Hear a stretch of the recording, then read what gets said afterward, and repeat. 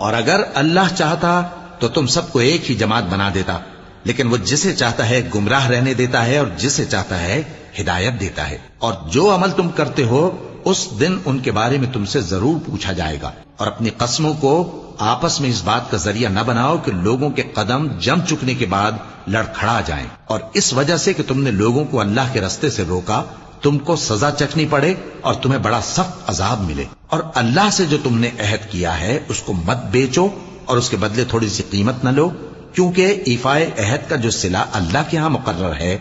وہ اگر سمجھو تو تمہارے لیے بہتر ہے۔ جو کچھ تمہارے پاس ہے وہ ختم ہو جاتا ہے، اور جو اللہ کے پاس ہے وہ باقی ہے کہ کبھی ختم نہیں ہوگا۔ اور جن لوگوں نے صبر کیا ہم ان کو ان کے اعمال کا بہت اچھا بدلہ دیں گے۔ جو شخص نیک اعمال کرے گا، مرد ہو یا عورت، اور وہ مومن بھی ہوگا، تو ہم اس کو دنیا میں پاک زندگی بسر کروائیں گے